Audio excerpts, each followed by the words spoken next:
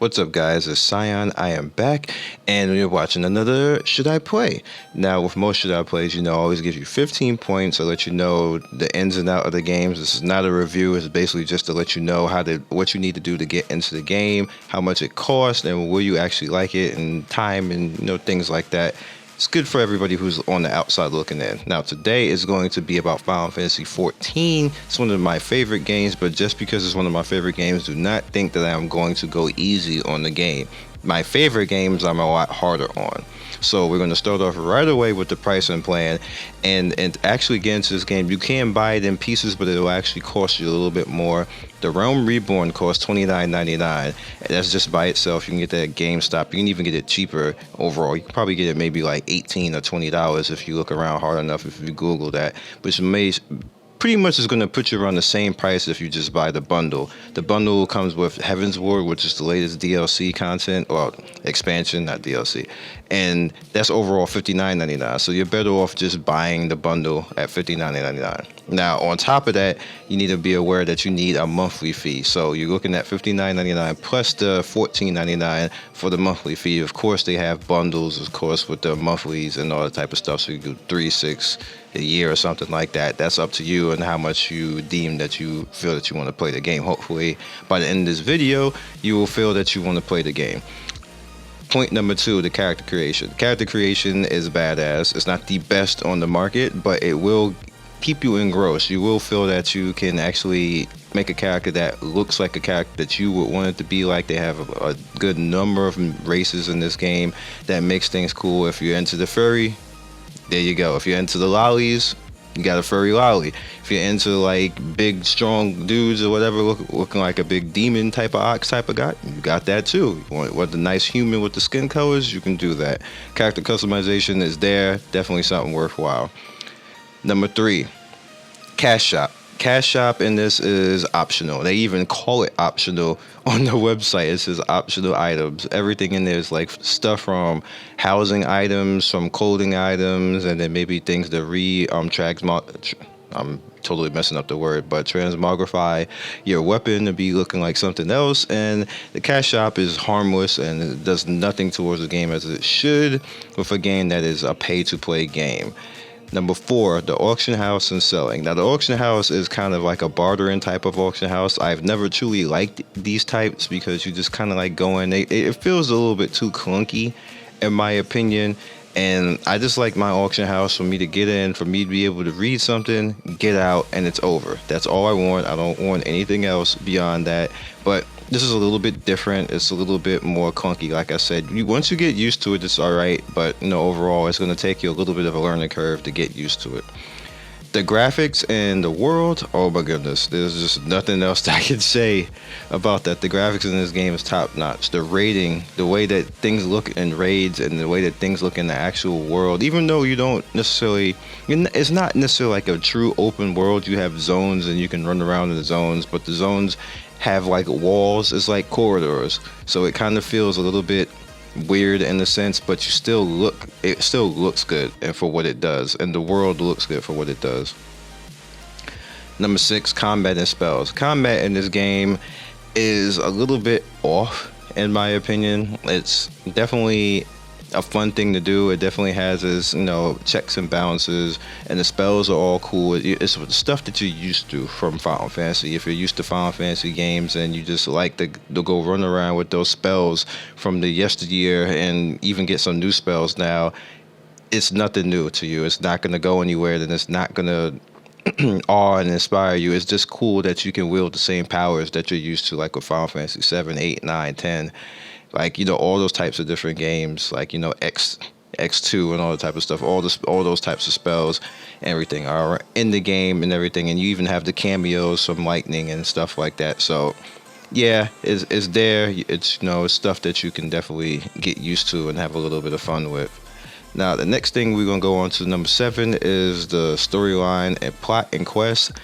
Final Fantasy probably is one of the best games when it comes to story and plot and quests. Like there's so many of them. The quests are fetch quests, though. I'm not going to even mislead you and think that you're not going to be just running up and down trying to kill Chocobo or something like that. Not well, you're not kill Chocobo, but you know what I mean. Like you if you gotta go catch them or something like that, it's going to be quests that you're used to.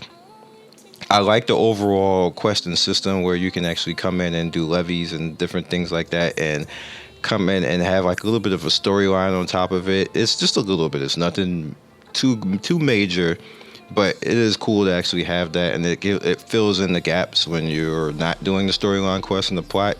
I don't want to tell you anything about the plot because that will spoil it, but there's a whole hell of a lot of plot. You will feel like you are engrossed in the game and you are a part of the game, and that's when the MMO is actually doing its job, when you are feeling like you are a part of the game. So I give them all types of claps and everything else for that, because I do feel like I'm a part of the game. Even when I take breaks and come back like a month later, I'm still a part of the game in the next patch. That is good. And number 8, which is classes. Okay, now see, I skipped around a little bit on the combat because I knew I was going to come to this point at 8 on classes. And the next expansion that they're going to have that brings in the monk and everything else, everything is going to change. They're going to change like the way that classes interact with each other, how you get separate skills that can all combine together. Because right now, the way that the skill system works, you can actually have different types of classes. Like you can have like your paladin and your warrior classes, then you can have like the dragoon and stuff like that. And then there's there's spells and skills that you can overlap into that. And then now what has happened is there's need to have skills that almost everybody has, and you have guides, and if you don't have it, then you're deemed a noob and stuff like that. And stuff just overlaps, and you have other classes that just don't have that leeway, and they just new, and they don't even have secondary classes and stuff like that. And it doesn't feel good. It doesn't feel like they're all supposed to be together the way that it was naturally supposed to be. So all that's going out the window. They're going to change all that in the next expansion.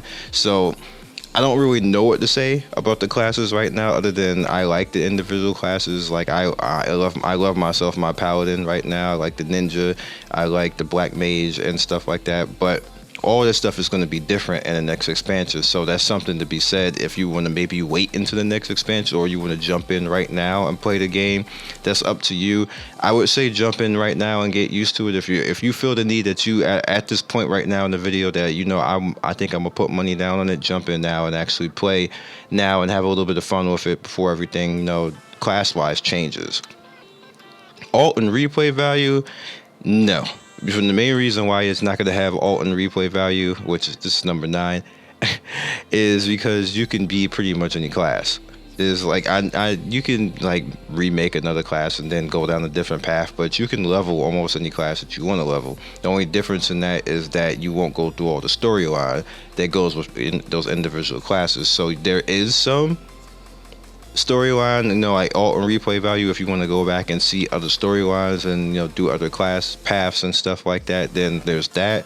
But in my opinion, unless you really absolutely positively have to see it, which is, there's something to be said about doing that, because Star Wars, if the Old Republic, that game, people play that game all the way through on the alternate classes because they want to see the storyline. So if you want to see the storyline in this, then you can kind of do that, and it would make sense. I could see that happening.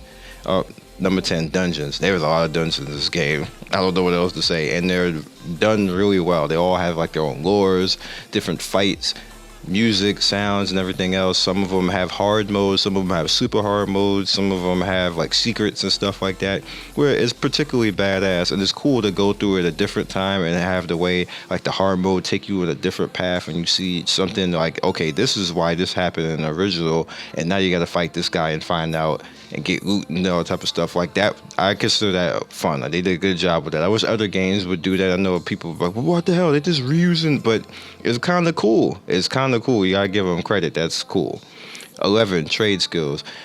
Trade skills is kind of like the auction house in this game. I'm kind of like, I look at it and say, I know what y'all trying to do, but this isn't exactly that much fun.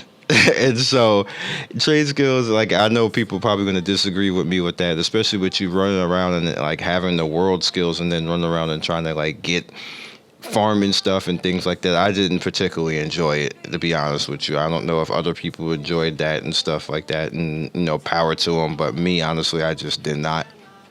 And on top of that, it seems like trade skills aren't as strong as they should be anymore. It kind of got watered down over time. So we'll see.